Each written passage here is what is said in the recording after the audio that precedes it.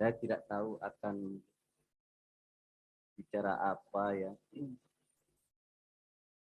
Tapi tadi sekilas terdengar oleh saya Pak Arif menyebut-nyebut nama saya begitu ya. Yang sering dimintain pendapat dan pandangannya tentang masalah-masalah yang terkait dengan masalah keumatan, keislaman, dan kebangsaan. Semua itu saya lakukan adalah ya karena saya sebagai seorang muslim dan sebagai warga Muhammadiyah sadar betul ya bahwa kita ini oleh Tuhan diberi amanat. Kita ditunjuk oleh Allah sebagai Khalifatullah fil ardh. Kita ditunjuk oleh Allah sebagai wakilnya di muka bumi ini untuk menegakkan dan mensyiarkan ajaran agamanya. Dan agamanya itu namanya Islam. Jadi tidak ada agama di sisi Allah yang lain dari agama Islam. Inna dina indallahi Islam. Sesungguhnya agama di sisi Allah adalah Islam.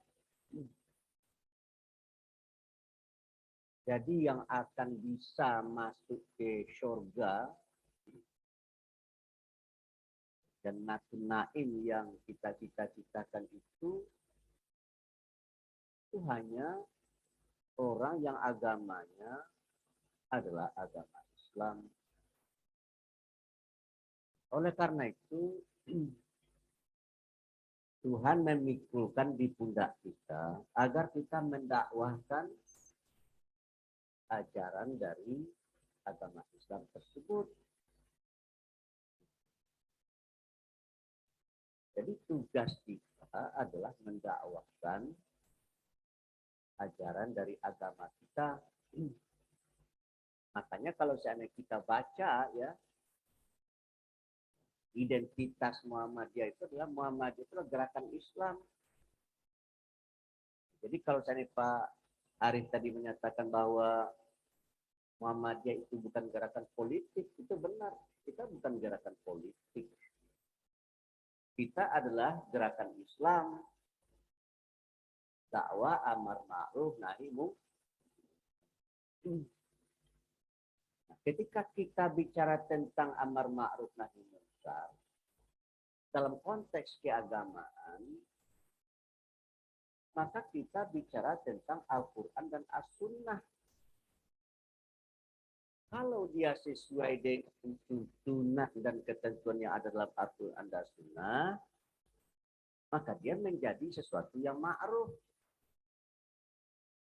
Tetapi kalau misalnya dia bertentangan dengan apa yang ada dalam Al-Quran dan As-Sunnah, maka dia menjadi sesuatu yang mungkar. Nah, oleh karena itu, ya kita memang konsisten dan konsekuen dengan sikap dan jati diri kita yang seperti itu. Makanya Muhammadiyah itu terkenal dengan gerakan anti TBC-nya itu ya. Anti tahayul, bid'ah, dan khurafat. Karena praktek-praktek tahayul, bid'ah, dan khurafat itu ya, secara duniawiyah mungkin barangkali mengasyikkan ya, secara duniawiyah. Apalagi ada acara ritual-ritualnya begitu ya. Ya mungkin orang datang berbondong-bondong menyaksikan dan meriah gitu ya. Ya di sisi manusia mungkin itu baik. Tapi di sisi Tuhan itu tidak baik. Ya oleh karena itu harus ada wa takum minkum ummatun yad'una ilal khair ya'muruna bil ma'ruf wa yanhauna 'anil munkar. Jadi harus ada sekelompok kecil orang di kalangan umat, di kalangan warga bangsa ini yang menspesialisasikan dirinya ya untuk melaksanakan dakwah amar ma'ruf nahi munkar. Dan Muhammadiyah sebagai organisasi itu sudah memposisikan diri seperti itu. Kita sudah memposisikan diri kita sebagai organisasi yang bertugas untuk melakukan dakwah amar ma'ruf nahi munkar.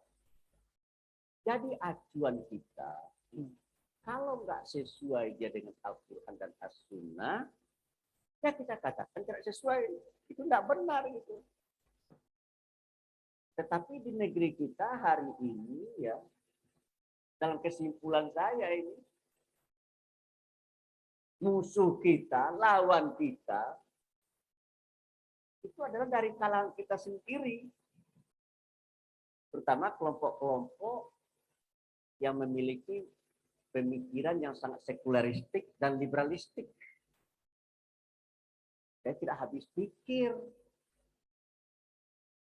Ketika Majelis Ulama menyatakan ini adalah aliran sesat, ini adalah aliran sesat, ini aliran sesat, gitu ya. Itu mereka-mereka itu menyatakan tidak ada hak dari Majelis Ulama Indonesia itu untuk menyatakan ini aliran sesat.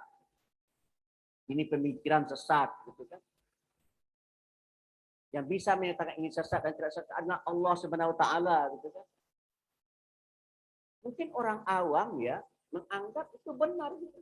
Pemikiran yang seperti itu benar. Tetapi kalau orang yang mau berpikir itu nggak benar cara pandang seperti itu. Memang yang menentukan itu benar atau tidak benar adalah Allah. Tapi kan Tuhan sudah menurunkan kitab suci-Nya yang nama Al-Quran. Di dalam surah Al-Baqarah ayat 2 dinyatakan Alif Lam Mim dzalikal kitabul la raiba fihi hudal lil muttaqin, gitu kan ya.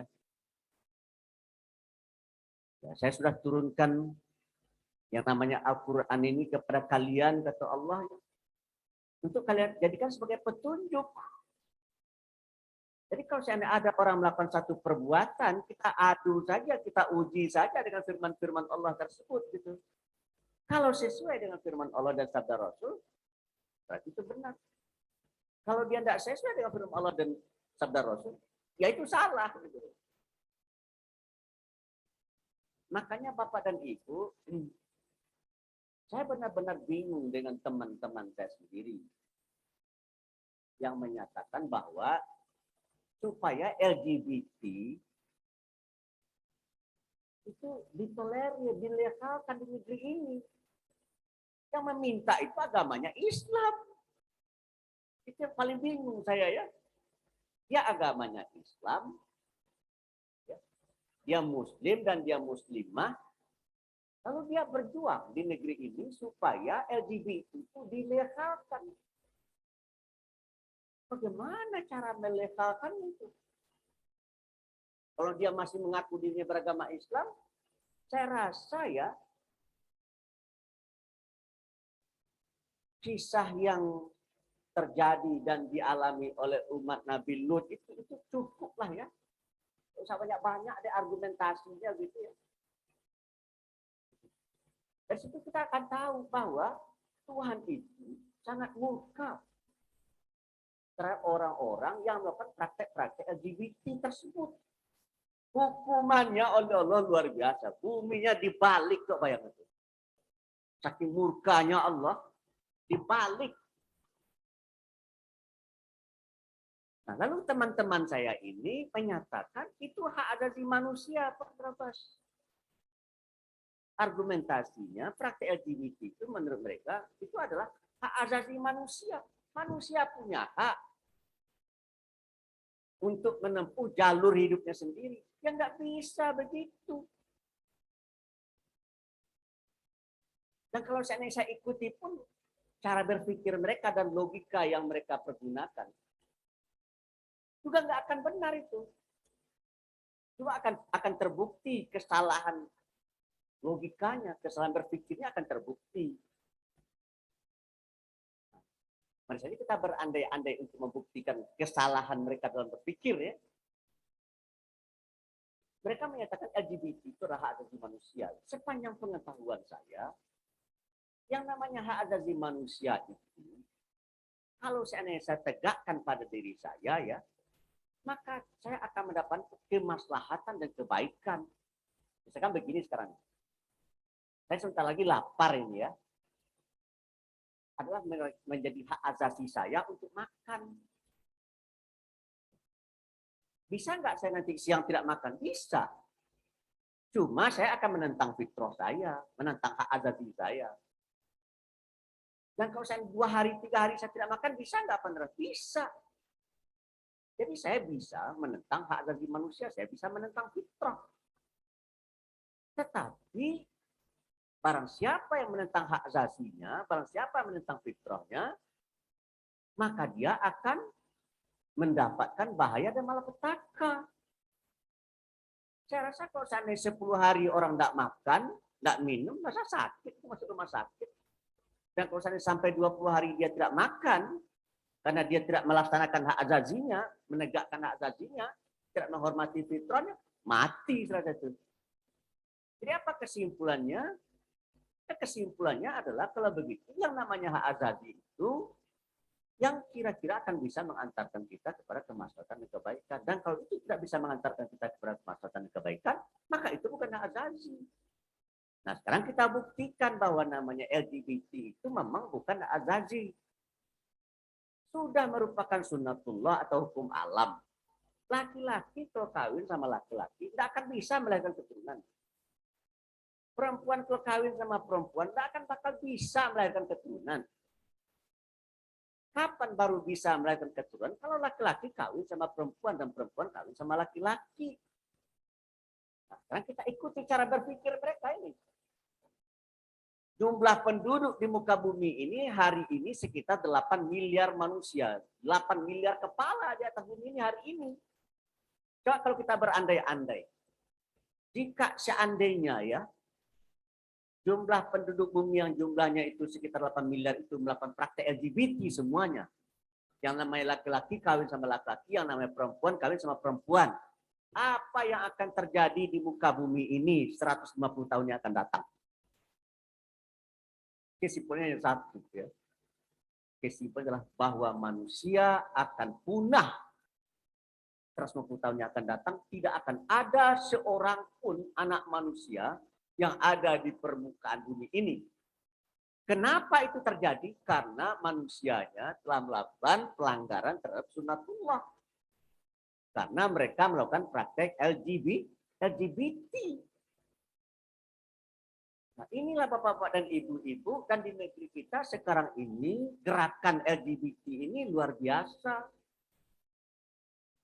Dan itu dibiayai oleh perusahaan-perusahaan dunia yang namanya multinational corporation.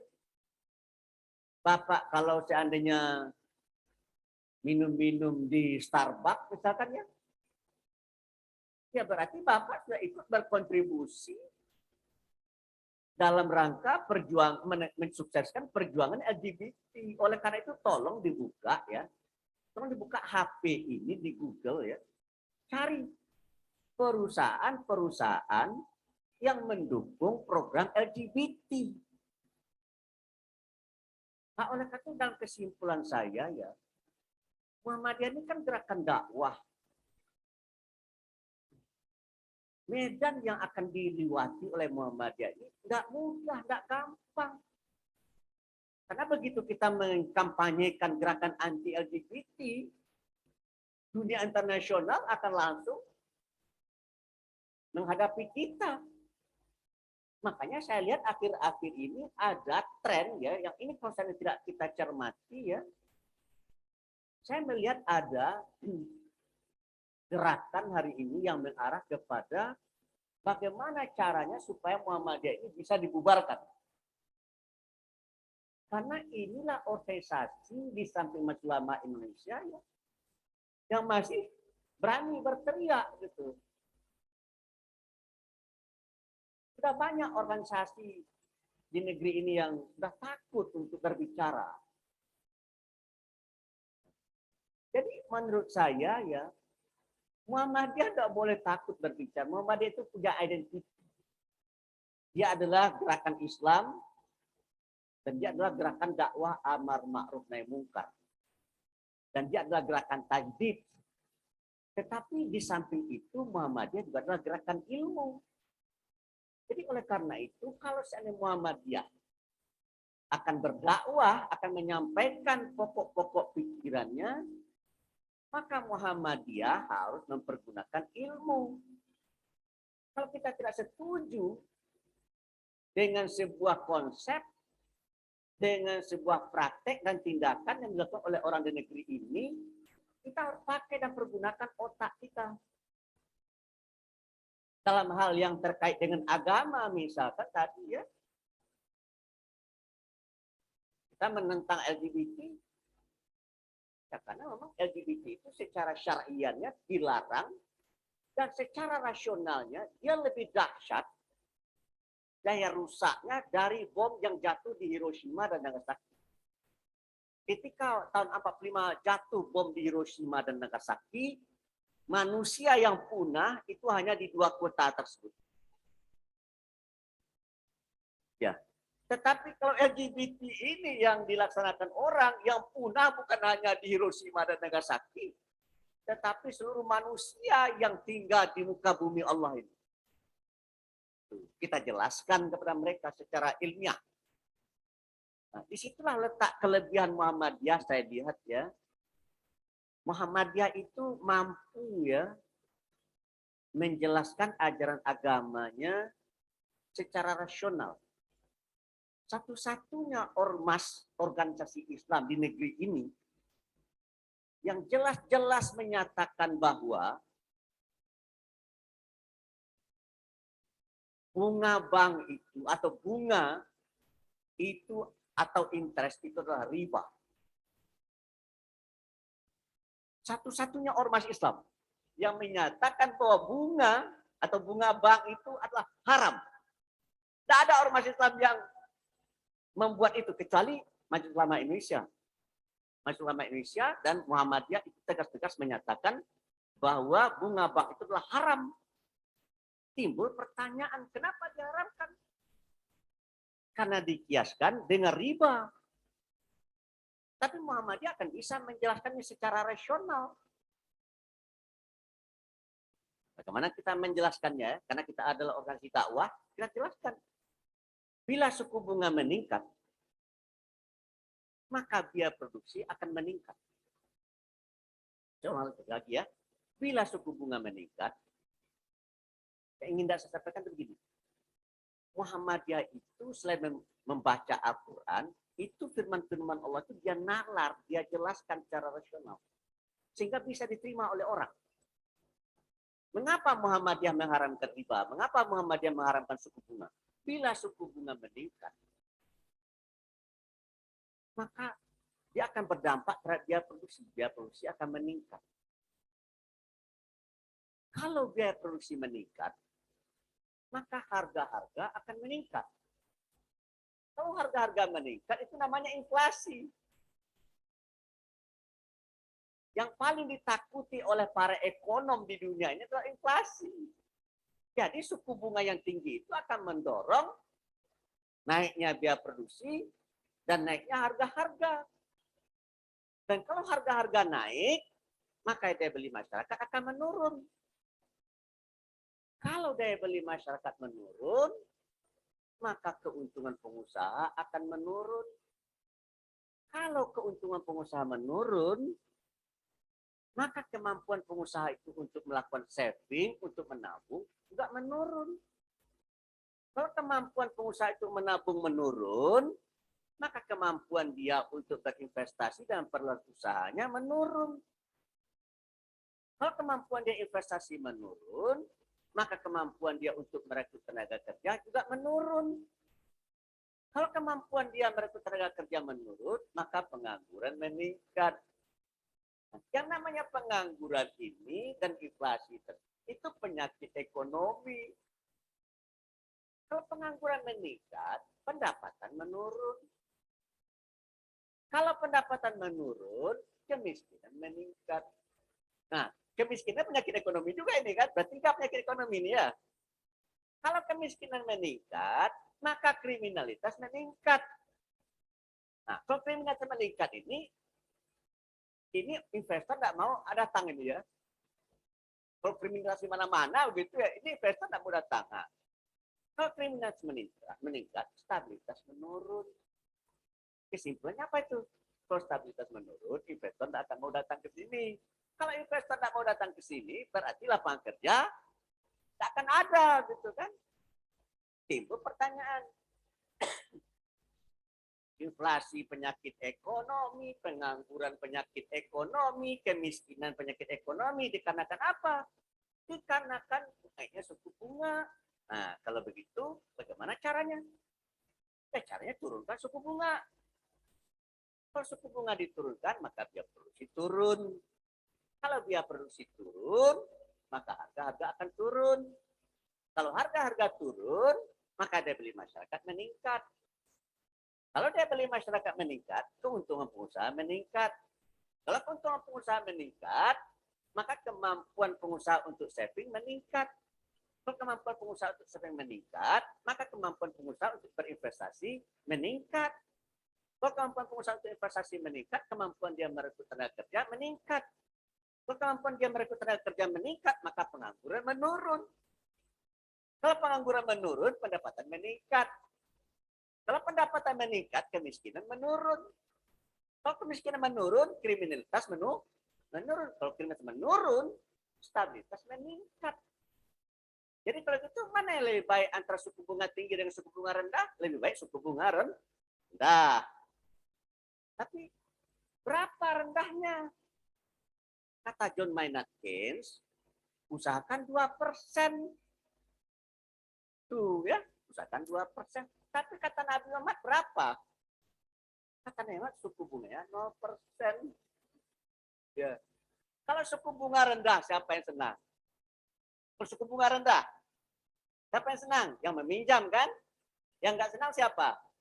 Yang meminjamkan. Kalau suku bunga tinggi, siapa yang senang? Yang meminjamkan. Yang nggak senang? Yang meminjam. Jadi kesimpulannya adalah praktek yang ada dalam dunia perbankan itu adalah tidak berkeadilan. Karena di sana senang, di sini tidak senang. Di sini senang, di sana tidak senang. Semestinya kemana? Di sana senang, di sini senang, dan di mana-mana kita senang. Itu semestinya itu ya. Nah, muncullah konsep Islamic banking system itu.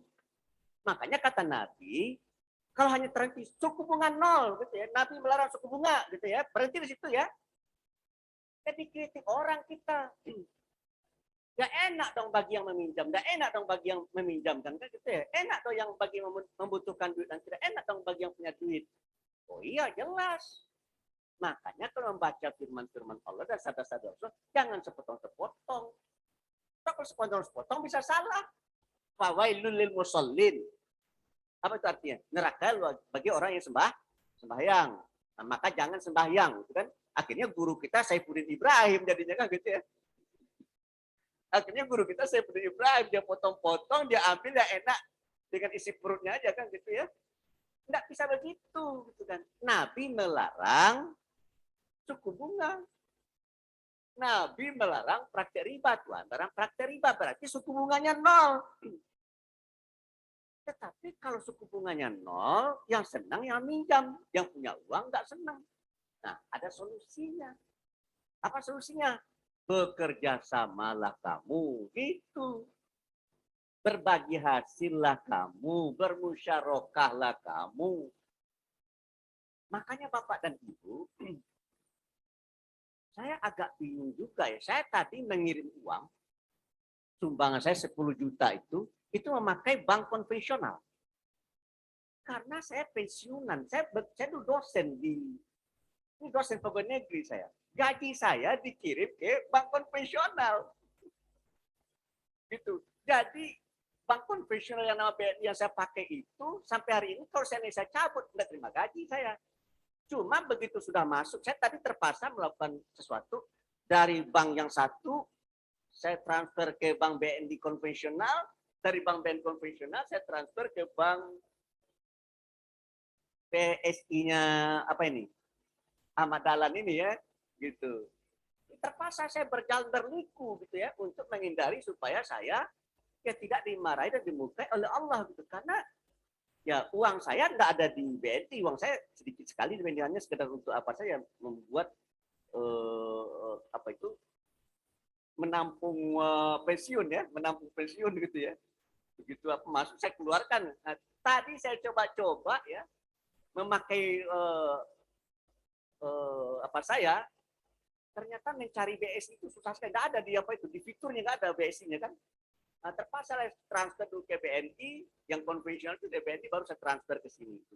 Nanti supaya jangan tahu, jangan salah paham di sini nih, partner pakai bank konvensional gitu ya, supaya kan nanti kaget juga ya. Bagi saya suku bunga itu haram, jadi kita jangan pakai bank konvensional. Dan PP Muhammadiyah sudah memutuskan ya bahwa kita tidak akan memakai bank konvensional lagi transaksi kita. Kita memakai bank syariah. Dan itu keputusan dari Munas Majelis Tarjih yang sudah ditanfis oleh PP Muhammadiyah. Oleh karena itu kalau ada amal usaha Muhammadiyah yang tidak melaksanakan keputusan ini, maka dalam bidang ketentaraan dia disebut telah melakukan desersi. Jadi kalau ada tentara yang melakukan desersi, hukumannya apa Pak Andra? Ditembak. Ditembak itu gitu ya. Jadi oleh karena saya minta betul wanti-wanti betul saya sama pimpinan usaha yang bandel-bandel ini ya, ya supaya menghijrahkan apa namanya dana-dananya ke bank syariah supaya hidup kita ini berkah. Saya Bapak dan Ibu ya, Bapak dan Ibu jangan terlalu terpesona ya dengan orang yang banyak duitnya ya.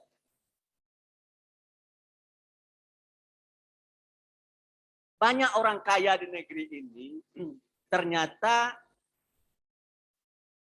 mempergunakan bank konvensional. Saya lihat ini orang kaya sekali ya. Tapi begitu dia meninggal, anaknya bicara sama saya. Pak Rabas bantu saya, Pak Rabas. Kata apa? Ternyata usaha Papa ini total aset kekayaannya hanya 1,5 triliun. Hutangnya 1,2 triliun. Itu seluruh kekayaan itu ya, itu 1,5 triliun. Hutangnya 1,2 triliun. Pak Rabas, saya harus membayar bunga sekian. Sementara usaha saya nggak bisa menutupnya. Jadi kesimpulan saya ya, usaha dia itu sudah kayak al-ankabut. Al-ankabut itu apa tuh? Sarang laba-laba ya. Dia tinggal menunggu matinya. Nah, tetapi ada contoh bagi saya yang penting saya kemukakan di sini, terutama untuk ibu-ibu nih ya. Ibu-ibu di sini saya lihat wajahnya ceria-ceria dan cantik-cantik ya. Pakai kosmetik nggak Bu? Ya Bu? Yang pakai kosmetiknya apa? Wardah ya. Wardah itu punya siapa? Wardah itu punya Ibu Nurhayati Subakat. Ibu Nurhayatinya orang Padang, Pak Subakatnya orang Jawa, Jawa Tengah. Jadi campuran Padang sama Jawa Tengah gitu ya. Kayaknya luar biasa. Dulu usahanya hanya dimulai dari rumah, kecil-kecilan saja. Tapi hari ini Bapak dan Ibu, yang namanya Wardah Kosmetik itu sudah menjadi perusahaan kosmetik terbesar di negeri ini. Dan nama dia sudah menggemparkan dunia. Tetapi yang paling mengagumkan dan membuat hati saya itu bergetar, dia tidak meminjam uang sepeser pun ke bank. Hebatlah itu. Dia tidak meminjam uang sepeser pun ke bank. Banyak bank yang mendekati saya karena saya dekat dengan beliau. Pak Rabas tolonglah supaya Ibu Nurhayati minjam uang ke bank saya, ke bank kami, gitu kan. Saya katakan sama mereka, Ibu Nurhayati itu tidak pinjam uang ke bank, cuma dia menempatkan uang di bank, iya. Karena penjualannya itu mungkin berangkat sekitar 5 triliun per tahun itu ya. Penjualan sekitar 5 triliun, jadi banyak sekali gitu ya. Nah, oleh karena itu bagi saya Bapak dan Ibu ya, tadi kan Pak Arif juga bicara supaya kita menggelindingkan usaha ekonomi ya. Ini menurut saya Bapak dan Ibu, ini memang harus menjadi concern kita bersama ya. Jadi dakwah kita selain dakwah-dakwah yang biasa yang berhubungan dengan akidah, ibadah, akhlak, muamalah, coba kita berikan perhatian lebih kita kepada masalah ekonomi ya. Saya merasakan sekali perjuangan saya di tingkat pusat itu, bagaimana saya melihat umat Islam itu jadi bulan-bulanan terus-menerus. Karena dalam teorinya Bapak dan Ibu ya, yang menjadi penentu di suatu negeri itu bukan politisi, bukan agamawan, bukan para birokrat, bukan tentara, bukan polisi. Menurut teorinya, seperti yang disampaikan oleh Profesor Dr. Jeffrey Winters dalam bukunya Oligarki dan oleh Noam Chomsky dalam bukunya Hurul Dewa Siapa yang Memimpin Dunia, di situ jelas dikatakan bahwa yang menjadi penentu di suatu negeri itu adalah orang yang menguasai sumber daya material di negara tersebut. Kita hebat, kagum-kagum kepada Amerika, tapi ya siapa menjadi penentu di Amerika? Segelintir kecil orang saja yang jadi penentu di situ. Siapa itu penerima? Yahudi. Bapak kalau pergi ke kota New York, pernah ke New York Pak? Belum ya? Sudah? Udah ya Pak, kota New York itu ada namanya Wall Street. Itu Wall Street itu Yahudi semua isinya itu, dikuasai oleh Yahudi ya. Tuh. Jadi siapa yang menentukan negara Amerika itu Yahudi. Tuh, politik luar negerinya, kalau bertentangan, saya kasih contoh ya. Benjamin Netanyahu mencaplok tepi barat Yerusalem itu. Obama, Presiden Obama, Benjamin, hentikan, stop. Hentikan apa tindakan kamu mencaplok tanah tepi barat itu. Lalu apa yang terjadi? Benjamin Netanyahu terbang ke New York. Bukan menemui Obama dia. Dia menemui segelintir kecil orang yang memiliki duit atau uang yang sangat besar. Hasil pertemuan itu gini. Hasil pertemuan itu adalah mengultimatum Obama. Obama, cabut ucapan kamu. Kalau tidak kamu cabut ucapan kamu, maka kami akan menarik dukungan kami terhadap Anda. Obama nggak mau cabut. Karena Obama ini bapak kandungnya Muslim, kalau saya kata bapak kandung Muslim. Cuma ibunya tidak Islam, dia ikut tidak Islam. Dan dia pernah tinggal di Indonesia, Obama ini kan gitu ya. Dia nggak mau mencabut. Tetapi tahun depan dia akan ikut pemilihan presiden periode kedua. Dilakukan pooling, ternyata popularitasnya menurun. Karena dikerjain oleh para pemilik kapital, popularitasnya menurun. Akhirnya dia cabut ucapannya. Begitu dia cabut ucapannya didukung lagi oleh Yahudi, naik lagi. Gitu ya. Kan timbul pertanyaan. Di negeri kita siapa yang menguasai ekonomi dan bisnis? Nggak ada wajahnya di sini kan? Nggak ada wajah di sini. Itu saudara kita, teman-teman kita, sahabat-sahabat kita dari etnis Cina. Itu. Jadi mereka, istilahnya Pak Tianggi yang juga orang Cina, 9 naga kuning yang menentukan politik negeri ini. Gitu. Keadaan ritme kehidupan berbangsa ya mereka gitu. Timbul pertanyaan, agamanya apa Pak Ndrabas? Dengan pengetahuan saya, agamanya nggak sama dengan agama kita, gitu kan? Nah, tetapi jangan pula Bapak berkesimpulan membenci mereka. Jangan pula Bapak bersikap memusuhi mereka. Kalau Bapak membenci mereka, atas dasar apa Bapak membenci mereka? Kalau Bapak memusuhi mereka, atas dasar apa Bapak memusuhi mereka? Ya kalau menurut saya, ya baca saja firman Allah itu, gitu kan? Baca saja kitab suci Al-Quran itu. Apa kata kitab suci Al-Quran? Apa firman Allah di situ? Firman Allah itu kan pas tapi kok khairat kan ya? Simbolnya IMB kan? Ya bersaing saja kita dengan mereka, berpasti khairat saja kita dengan mereka. Nah, bagaimana caranya Pak Drabas? Kan ada lagi ayat yang lain. Wa tasimu biya belajarnya wala tafarro. Berpegang teguhlah kamu kepada tadi Allah dan jangan berpecah belah. Nah, jadi pergunakan saja dua ayat ini ya. Rontok itu Cina itu. Jadi kesimpulan saya ya, kalaulah umat Islam ini bersatu dan konsisten serta konsekuen melaksanakan firman-firmannya, ya, maka ekonomi di negeri ini akan di tangan kita. Itu. Terus saja jauh lah contoh ya, yang paling mudah saja ya. Siapa sih orang terkaya nomor 1, nomor 2 di negeri ini? Pengusaha rokok. Orang terkaya nomor 1 di negeri, pengusaha rokok.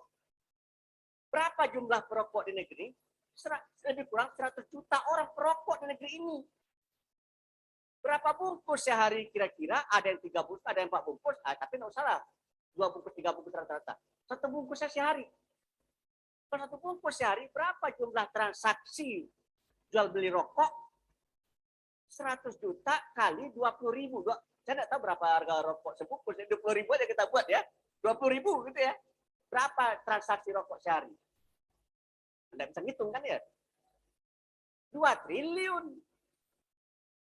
2 triliun. Sebulan 30 hari ini kita anggap 30 hari. Berarti berapa? 60 triliun sebulan. Setahun berapa itu? Setahun berarti 732 triliun. Nah, untung saja 10%, sudah dapat untung dia duit 73 triliun. Siapa yang merokok itu? Ketika ditanya CEO-nya, Chief Executive Officer-nya itu, yang membuat komandan tertinggi dari pabrik rokok itu. Anda merokok apa tidak? Saya tidak merokok, katanya kan gitu ya. Yang merokok itu siapa? Ya sebagian besar umat Islam. Dari umat Islam itu siapa yang paling banyak merokok? Orang NU atau orang Muhammadiyah? Orang NU. Nah, kata menurut saya, yang telah memperkaya mereka itu adalah orang NU, karena orang Muhammadiyah. Tapi kalau Bapak kayaknya merokok ya Pak ya? Bapak merokok Pak? Tapi wajah Bapak wajah perokok ya? Enggak ya? Enggak ya? Ya boleh dikatakan yang merokok itu teman-teman kita dari NU. Oleh karena itu menurut saya, ya, kalau akan merokok juga lah ya, ya buatlah NU, kita sarankan saya buat saja pabrik rokok sendiri gitu. Sehingga kita dorong juga kalau ada orang Muhammadiyah juga perokok, ya kita suruh aja kalau kita Muhammadiyah ini untuk membeli rokok yang diproduksi oleh NU kan gitu ya. Kalau itu terjadi ya, kalau itu terjadi, maka saya sudah bisa memperkirakan orang terkaya atau organisasi terkaya di negeri ini itu adalah NU. Itu. Nah, jadi udah apa nih, saya percepat saja ya. Ini saya diwawancarai oleh oleh TV, beberapa TV dan media ya, tentang minyak goreng ya. Tentang minyak goreng. Ya, saya bingung juga ya. Terus ada Megawati, Ibu Megawati ngomong. Tapi karena dia politisi ya, dia dihajar oleh orang ya. Ibu Megawati ini adalah orang yang memang sudah dari kecil hidup senang karena dia adalah anak presiden kan gitu ya. Jadi orang ini saya lihat kadang-kadang nggak rasional juga gitu. Jadi menghadapi orang itu sebagai oposisi. Nah, saya ini tidak seperti itu posisinya ya. Saya kan dihajar habis dan dibully oleh buzzer-buzzer. Tangkap Anwar Abbas, jebloskan Anwar Abbas itu penjara karena menentang Jokowi gitu ya. Saya ini tidak menentang Jokowi. Posisi saya itu adalah begini. Saya bukan pendukung Jokowi. Tapi kalau Jokowi benar, saya dukung. Meskipun saya dibully oleh teman-teman saya. Tapi kalau Jokowi salah, sebagai seorang Muslim, wajiblah bagi saya untuk menasihatinya, untuk menegurnya. Nah, teman-teman saya banyak yang tidak setuju dengan kebijakan Jokowi, tapi ketika saya suruh ngomong, mereka tidak mau ngomong. Mereka suruh Pak Anwar Abbas yang ngomong, kan repot juga saya dibuatnya kan gitu ya. Jadi di warga Muhammadiyah ini banyak sekali orang-orang yang punya kesadaran bahwa ini benar, ini tidak benar, ini benar. Cuma ketika disuruh ngomong, dia tidak mau ngomong. Akhirnya terpaksa saya yang ngomong gitu ya. Nah, itulah sebenarnya saya sering muncul di TV, di media gitu. Karena tidak ada yang mau ngomong gitu ya. Nah, tentang ini, tentang minyak goreng ini ya, saya kan bersurat saja kepada Kapolri, saya WA Kapolri kan. Saya mendukung betul sikap Kapolri yang akan menindak dengan tegas ya, pengusaha-pengusaha yang sudah menimbun minyak goreng ini, gitu kan? Karena memang produksinya melimpah, tapi barang nggak ada di pasar, kan aneh juga itu ya. Ternyata oleh mereka, Bapak ya, diseludupkan ke luar negeri. Yang namanya pengusaha itu, Pak, akalnya panjang. Ya seperti apa ya? Seperti tikus ya. Itu tikus kan dikejar oleh kucing ya. Dia berlari di atas ini, dia bisa berlari di atas ini. Apa namanya yang ini? Sini. Berlari itu ya. Nah, di negeri saya di Sumatera Barat sana, kalau tikus sudah pandai apa? Kalau kucing sudah bisa berlari di atas itu, maka tikus harus pandai berlari di atas tali. Kalau di atas ini kucing masih bisa berlari ya, nah berarti tikus hanya bisa di sini berlari, kucing juga bisa ketangkap itu. Makanya kalau tikus tidak mau ketangkap ya, kalau kucing sudah pandai berlari di atas pagu, maka tikus harus bisa berlari di atas tali. Sehingga Menteri Perdagangan, saya rasa akan mungkin bisa-bisa Menteri Perdagangan ya, diresapel ini, bisa-bisa. Karena dia sudah menyerah aja. Saya sudah tidak mampu mengontrol perilaku mafia-mafia dari minyak goreng ini. Gitu. Kasihan juga kita Menteri Perdagangan ini kan, karena ya memang para pedagang itu pintar gitu ya. Gubernur, saya sebutlah nama gubernurnya, ketika saya bertamu dengan seorang gubernur itu bilang begini, yang namanya narkoba itu Bapak, itu kan pintu-pintu masuk ke provinsi dia itu kan dikawal itu. Pelabuhan-pelabuhan itu dikawal ya. Tapi dia nggak masuk dari pelabuhan. Itu narkoba itu diambil ke tengah laut oleh nelayan. Ini nelayan pinggir-pinggir pantai biasa menjemput ke tengah laut. Lalu nanti di tengah laut dia ambil, dia bawa lagi ke kampung dia gitu kan. Dari situ baru disebarkan kemana-mana. Kalau dibawa ke pelabuhan dia ketangkap. Nah itulah pintarnya mereka itu ya. Nah, Ibu Megawati ngomong, kata Ibu Megawati, ya setelah dia lihat ibu antri ya minyak goreng ya, kata Ibu Megawati, apa ibu-ibu ini kalau memasak hanya dengan cara menggoreng saja? Kan bisa memasak itu tidak digoreng tapi direbus dan dikukus. Ya, yang sudah tidak senang sama Ibu Megawati langsung saja Ibu Megawati dihajar. Ya kamu bisa ngomong kayak begitu, gitu kan ya. Karena kamu memang udah hidup senang dan kamu tidak akan pernah kekurangan minyak goreng di rumah. Tapi saya pikir-pikir benar juga. Saya pikir-pikir benar juga kata Ibu Megawati. Memasak dengan cara merebus dan mengukus itu jauh lebih sehat daripada digoreng. Tetapi para politisi ini kan sudah tidak pakai otak lagi ya. Pokoknya asal keluar dari lawan politik salah semua gitu ya. Nah, kalau saya tidak dalam posisi seperti itu, makanya saya membuat rilis kemarin. Judulnya adalah Mafia Minyak Goreng, Megawati, dan Kekuatan Ibu-Ibu, emak-emak. Jadi menurut saya ya, negeri ini akan diputak-putik oleh para mafia. Nasib ibu-ibu ini akan mengenaskan. Karena nasib ibu-ibu ini dikendalikan oleh mafia-mafia tersebut.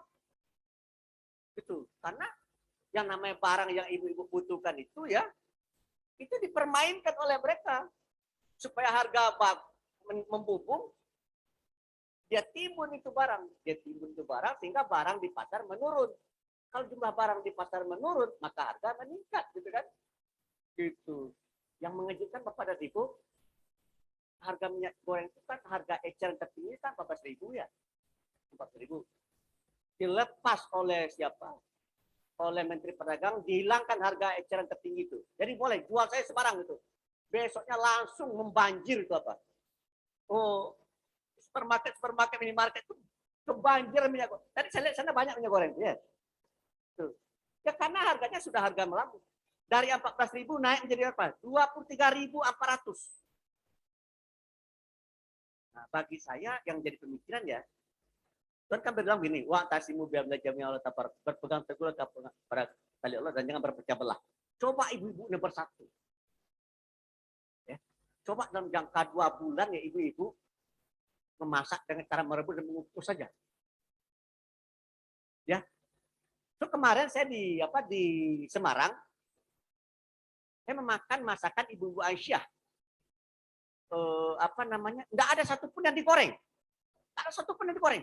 Ini di apa? Ini dikukus pan Ini apa? Ini direbus pan Waduh, enak sekali. Terus terang saya enak sekali. Jadi kesimpulan saya ya, sebenarnya masakan yang dimasak tidak dengan cara menggoreng, tetapi dengan cara mengukus dan lain itu juga sangat enak gitu. Nah, cuma ibu-ibu ini pemalas mungkin barangkali. Maunya yang gampang-gampang saja gitu kan ya. Ya yang paling gampang itu ya digoreng. Anak SD aja bisa menggoreng saya gitu. Kalau bersatu lah ibu-ibu dari Sabang sampai Merauke, 2 bulan saja mereka nggak mau memasak dengan cara menggoreng ya, maka bangkrut itu perusahaan mereka itu. Bangkrut. Jadi kesimpulan saya ya, emak-emak ini lebih kuat dari bapak-bapak, dari engkong-engkong. Karena ibu-ibu inilah mengendalikan ya ekonomi rumah tangga itu ibu-ibu ini. Saya bapak dan ibu ya, saya tidak punya duit saya nih. Tidak punya duit saya. Karena begitu dapat duit saya kasih sama istri. Tapi tidak semuanya ya. Semuanya. Kalau saya kasih semuanya nggak bisa bersedekah saya kan gitu ya. Dan kita sebagai suami harus tahu diri gitu kan gitu ya. Istri saya itu tidak pernah minta uang sama saya. Ini itu kebaikan istri saya. Istri saya itu tidak pernah minta uang sama saya. Kok bisa begitu? Karena sebelum dia minta saya sudah kasih. Gitu. Jadi kita ini bapak-bapak ini harus ngertiin, bahasa Jawa ngertiin ya, ngertiin kita. Ibu-ibu ini bapak-bapak dan ibu-ibu ya, hidup kita tergantung sama dia. Kalau dia marah sama kita, dia tidak masakkan kita, pusing kita kan gitu ya. Kalau dia marah sama kita, pakai kita dia tidak cuci, pakai kita tidak dia setrika, pusing kita. Oleh karena itu senangkan hati dia. Saya masih ingat sampai hari ini, dan itu saya tidak pernah melakukan praktek tersebut kepada istri saya. Saya lihat banyak sekali suami-suami ya, yang kalau ngomong sama istrinya tuh nggak enak di kuping. Saya pernah dinasihatin oleh penghulu yang menikahkan saya.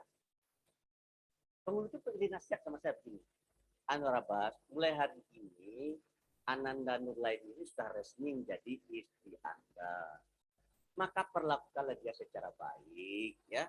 Kalau Anda akan berkata kepada istri Anda, pilihlah kata-kata Anda, pikirkan kata-kata Anda yang baik, yang akan menyenangkan hati bagi dia.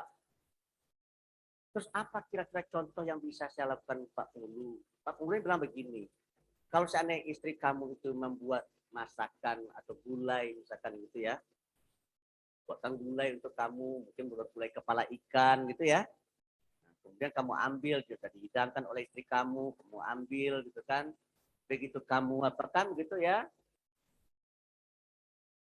begitu kamu rasakan hambar ya, kita cicip itu hambar kan ya. Nah ini dosen itu kalau sebelum mempersilakan mahasiswa untuk bertanya, nanti saya habis kuliah saya persilakan kalian bertanya, dan kalau bertanya to the point ya gitu kan ya. To the point itu arti direct pada maksud gitu ya. Nah, kalau hidup berumah tangga tidak bisa kayak begitu. Jadi kita begitu kita cicipin ya, hambar kan ya. Apa kata penghulu itu? Begitu Anda rasakan hambar, jangan sekali-kali Anda menyatakan bahwa mulai kepala ikan yang dibawa oleh istri Anda itu hambar. Jangan. Karena itu akan menyakiti hati. So, dia dari pagi ya berpikir bekerja untuk menyediakan makanan bagi Anda. Begitu Anda cicipi ya, Anda bilang hambar gitu ya, itu hatinya langsung tersayat. Ya. Lalu apa yang harus saya katakan Pak Penghulu? Pak Penghulu bilang begini, begitu kamu rasakan hambar, kamu tersenyum. Tuh. Jangan menyeringai ya, tapi tersenyum. Setelah itu kamu katakan, ibu atau mama, ini siapa yang masak gulai ini? Kok rasanya lain? Tapi dengan muka senyum gitu. Kok rasa gulai mama hari ini beda sekali dari hari biasa ini. Rasanya ini enak sekali ini. Oh ya mama dong yang masak. Gitu. Siapa lagi yang masak? Mama yang masak. Ma, ini kalau mama tambah garamnya sedikit lagi nih ya, hebat rasanya ini. Gitu. Nah, itulah. Jadi menurut saya ya, itu tidak ada di perguruan tinggi itu ya. Itu pakai feeling ya, pakai perasaan, pakai tafahum gitu. Oleh itu bapak-bapak dan ibu-ibu ya, saya ingin mengakhiri ini ya. Jadi benarlah ya hadis Nabi yang menyatakan almar'ah imadul bilad. Perempuan itu adalah tiang negeri. Faiza saluhat saluhatil bilad. Kalau perempuan itu baik, maka baiklah negeri itu. Dan kalau wajah fasad, kalau perempuannya buruk, maka buruklah negeri tersebut. Gitu. Nah, oleh karena itu bagi saya, negeri ini sekarang baik atau tidak baik, Pak Drabas? Tidak baik. Kenapa tidak baik, Pak Drabas? Karena dipermain-mainkan oleh segelintir orang yang namanya pengusaha. Dan usaha-usaha mereka itu biasanya terkait erat dengan kebutuhan kita sehari-hari. Contohnya minyak goreng. Nanti sebentar lagi menjelang puasa, tak apa lagi kan begitu ya. Nah, oleh karena itu, bagaimana cara supaya hidup kita nyaman, Pak Drabas?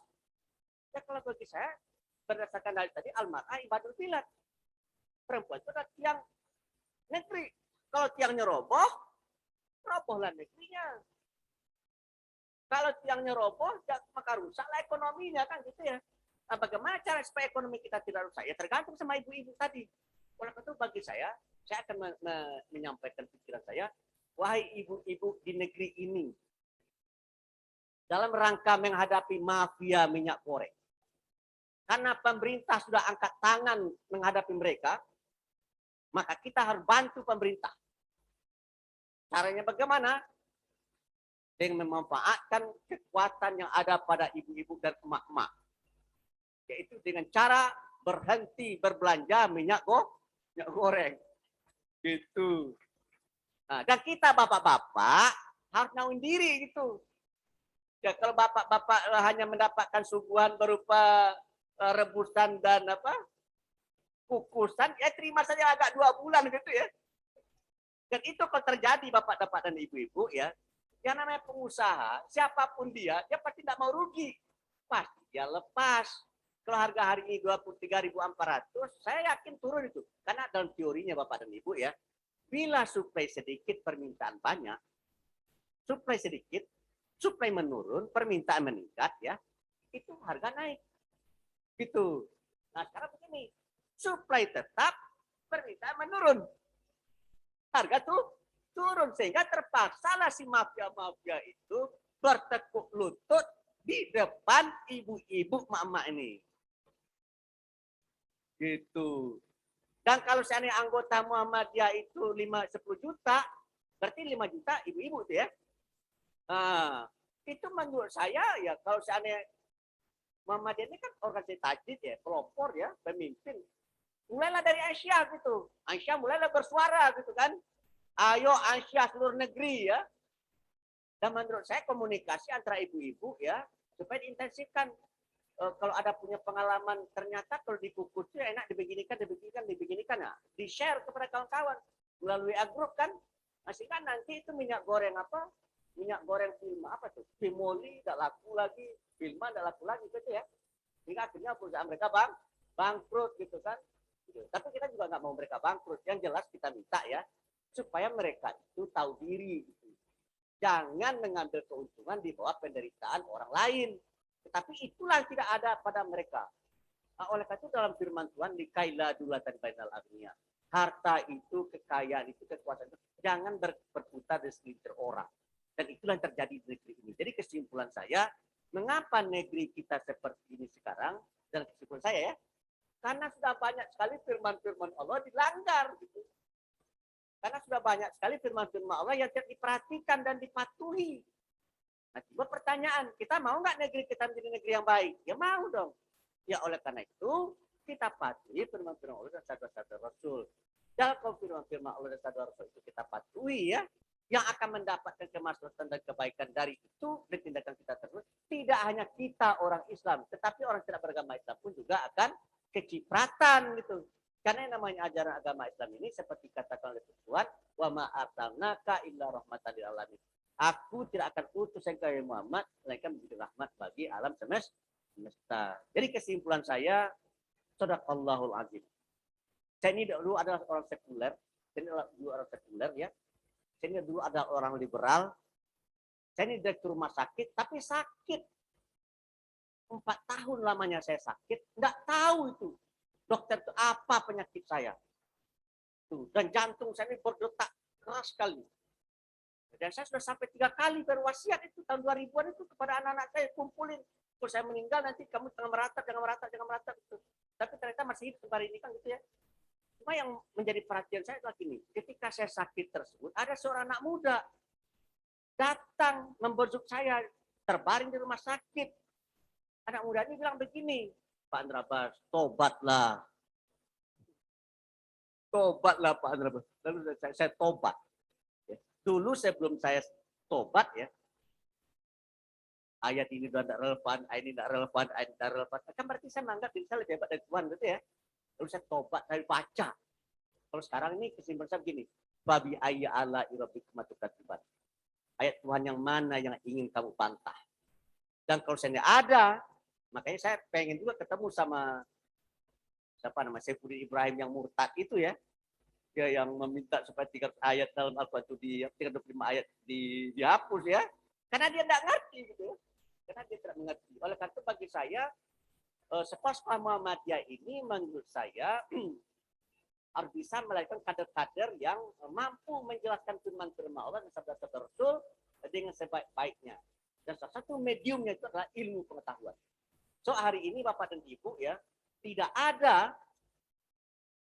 ada satu firman Allah pun yang bisa ditentang oleh para ilmuwan.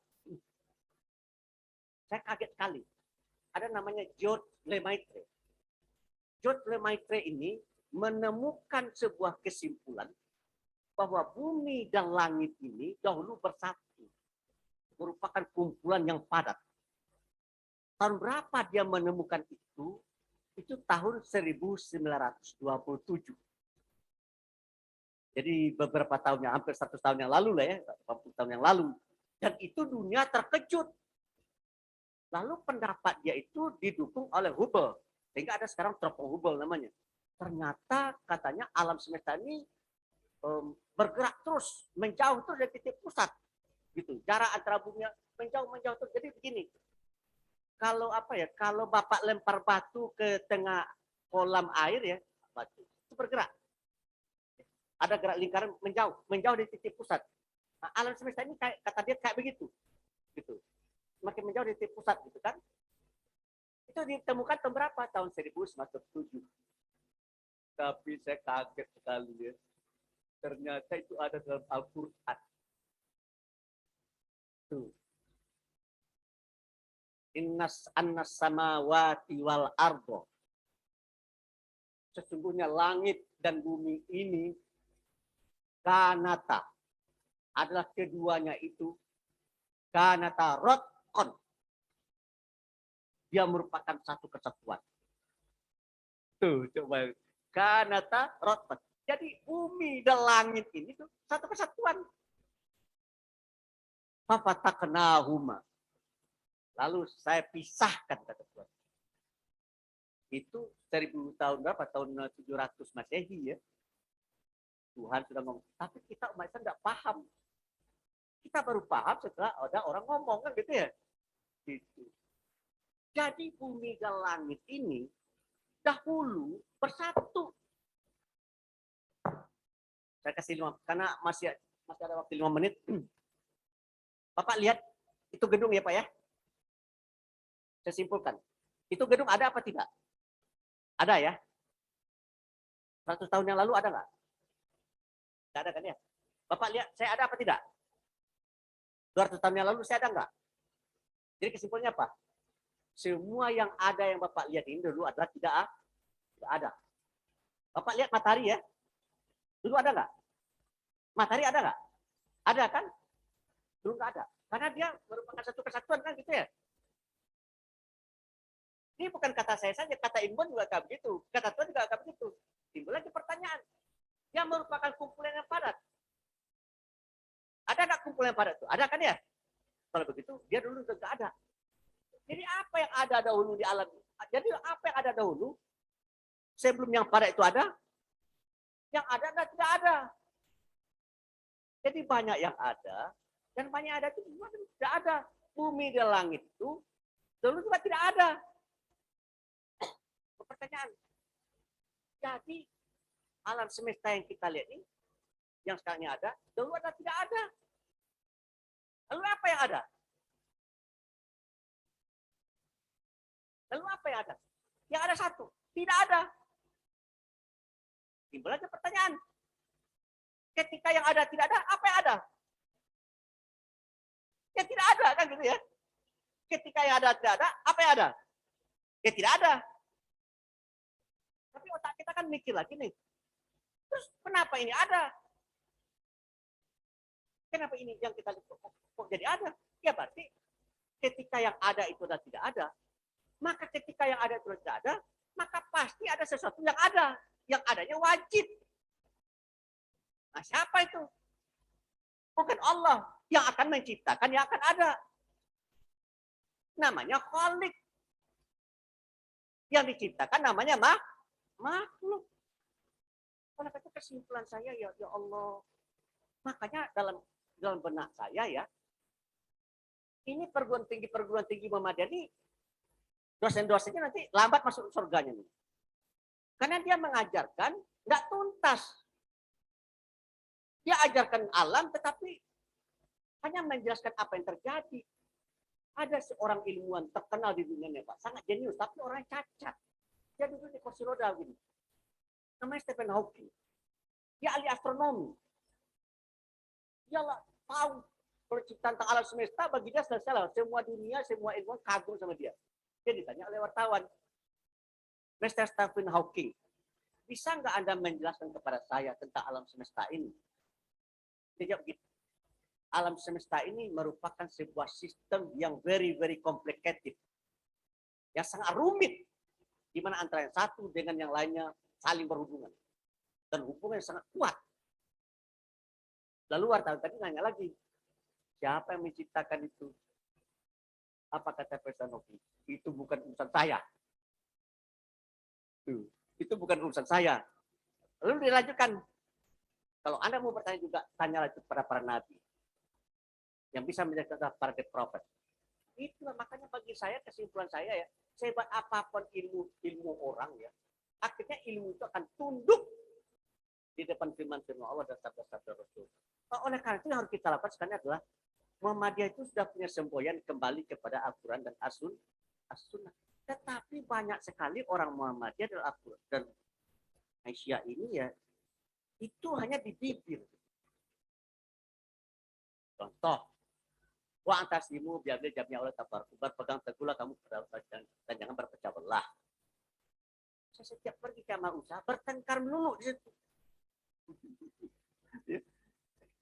Sebuah amal usaha kalau udah maju, karena saya pernah mengalami, saya pernah menjadi pembantu rektor 2 gitu, dan ketika saya memimpin itu maju, tapi ketika tidak maju ya, tidak ada yang mau ngurus. Saya mengurus sebuah pesantren, Bapak dan Ibu ya. Dulu maju, ambruk. Senawiyah. Muridnya 24 orang. Persatu pagi ketiga jumlahnya 24 orang. Tidak ada yang mau ngurus. Lalu pimpinan wilayah Muhammadiyah, Pak Rabat, tolonglah Pak Rabat turun. Turunlah saya. Saya usul temanya pesantren yang mandiri. Saya buat kandang ayam, saya buat ruko, macam-macam gitu ya. Sekarang maju, rebut.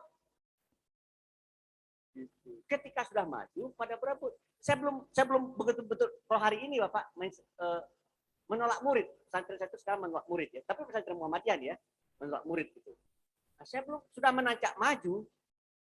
Orang di kampung saya itu bilang begini, udahlah serahkanlah mengurus itu kepada kita yang di kampung ini. Pak Rabat kan tinggal di Jakarta. Majulah mereka ke wilayah. minta sama pimpinan wilayah supaya saya diganti. Serahkan sama mereka. Kenapa Pak kamu minta Pak Andrabas diganti? Ya Pak Andrabas kan tinggal di Jakarta, kami kan tinggal di kampung ini, itu kan. Lalu itu orang tinggal nggak jauh dari pesantren tersebut. Ketika pesantren itu nggak maju, tidak pernah mampir ke pesantren itu. Tapi begitu sudah maju, rajin datang ke pesantren tersebut dan minta supaya pesantren itu diserahkan pada dia. Jadi ketika saya pergi berceramah di kota saya itu ya, kemudian saya akan pergi ke Padang, saya bilang saya sudah diantar ya, saya naik travel saja. Jadi menunggu travel lah kita. Nah, sekitar ada 1 kilo, nampak travel apa? Nampak itu ada travel tuh. Ya baik. Kalau gitu saya kasih. Yang menemani saya dua orang inilah yang tidak suka saya memimpin pesantren tersebut. Saya kasih 50.000 seorang. 50.000 seorang. Apa kata mereka? Wah, alhamdulillah ini udah bisa kita hidup 2 hari ini. Jadi dengan uang 50.000 itu dia bisa hidup 2 hari. Jadi kalau seandainya nanti sama usaha ini saya serahkan sama dia, tentu uang-uang yang saya kirim ke sana akan ditilep oleh mereka. Dan memang benar Bapak dan Ibu. Mereka minta sama saya supaya dibuatkan TK-nya menjadi TK yang paling top di kabupaten tersebut. Apa yang harus saya bangun? Tolong buatkan kami kolam renang untuk anak TK. Berapa biayanya? 60 juta Pak Andrabas. Saya kasih uang 60 juta. Oh, kurang Pak 80 juta, tambah lagi 20 juta. Kurang Pak Andrabas 100 juta, tambah lagi 20 juta. Kurang Pak 120 juta, 120 juta. Setelah bangunan selesai diisi air, hilang airnya. 20 juta hilang air karena ditilep. Jadi kesimpulan saya. Ada di Muhammadiyah saya mengharapkan ya, janganlah cara-cara seperti itu ya ada ya. Nah, oleh karena itu saya melihat ya pesantren ini bagi saya terus terang ya, feeling saya menyatakan pesantren ini bisa menjadi sebuah pesantren handal Muhammadiyah. Apalagi kalau tanah Ibu Sinta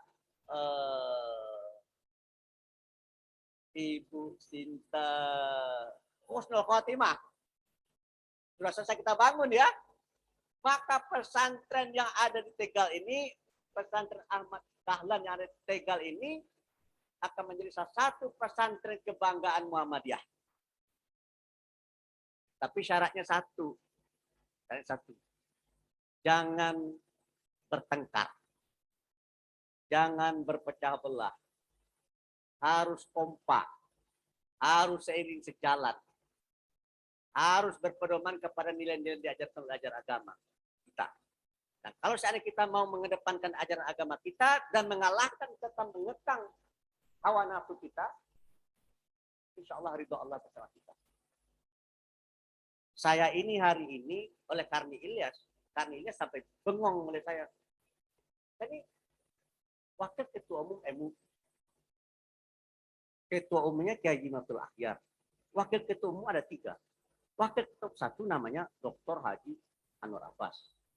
Yang kedua wakil ketua kedua itu adalah Dr. Marsudi Subud. Yang nomor 3 adalah Buya Basri Bermada. Kalau Kiai Jimatul Akhyar mundur, siapa kira-kira yang paling pantas jadi ketua umum? Yang nomor berapa?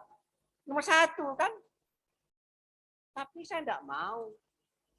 Saya tidak mau menjadi ketua umum MUI itu. Kenapa saya tidak mau menjadi ketua umum MUI? Karena menurut saya Kiai Jimatul Akhyar yang dari NU itu jauh lebih baik dari saya. Tuh. Bagaimana cara Pak Andras mengukur?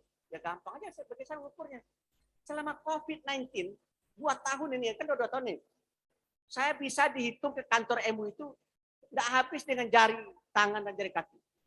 Nggak habis dengan jari tangan dan jari kaki. Nggak habis. Sementara itu hampir setiap minggu dari Surabaya naik mobil ke Jakarta. Setiap hari Selasa dan hari Rabu, beliau ada di Jakarta, di kantor Majelis Ulama Indonesia. Ibu pertanyaan pada saya, mana yang lebih baik di antara dia dengan saya? Yang lebih baik kan dia lah. Kalau itu siapa yang jadi ketua umum? Ya dia, gitu, bukan saya, gitu kan. Hal-hal yang kayak begini agak sulit. Kata Pak Kanila sama saya, kenapa Pak Andrabas tidak doakan saja, beliau betul-betul mundur, gitu kan. Supaya Pak Andrabas yang mengganti. Tidak. Kita tidak boleh ya. Menurut saya, Kita boleh berkeinginan, tapi kita bisa mengendalikan diri kita. Dan insya Allah ya, kalau misalnya kita bisa mengendalikan diri kita dan mengolah sekolah pesantren pondok pesantren Ahmad ini dengan hati, tidak hanya dengan otak, tapi dengan hati, lalu hati kita dicerahin dengan nilai agama, dan kepala kita dicerahin dengan nilai agama, ya maka insya Allah nurullah akan ada bersama kita. Dan kalau misalnya nur Allah berada bersama kita, maka the glorious era, zaman keemasan dari pondok pesantren ini tinggal menunggu waktu. Demikian mungkin barangkali yang bisa saya sampaikan. Ya, doa saya untuk pesantren ini dan doa saya untuk Ibu Sinta Husnul Khotimah ya. Mudah-mudahan batu yang sudah kami letakkan tadi ya tidak hanya tinggal batu itu aja, tapi memang berubah menjadi bangunan yang megah ya. Dan tadi Ibu Sinta sudah bilang sama ini, Ibu Sinta ini kaya, orang kaya ini ya. Beliau anak-anaknya sukses-sukses ya, dan itu tadi udah jadi, saya juga akan membantu lagi, gitu kan ya. Tuh. Dan insya Allah ya rasa-rasanya ya itu kan bukan rumah kita ya, tapi adalah rumah milik organisasi. Organisasi kita adalah organisasi Islam, tentu Allah yang akan membantu dan kita. Demikian, terima kasih. Lebih atau kurang mohon maaf. Wabillahi taufiq. Assalamualaikum warahmatullahi wabarakatuh.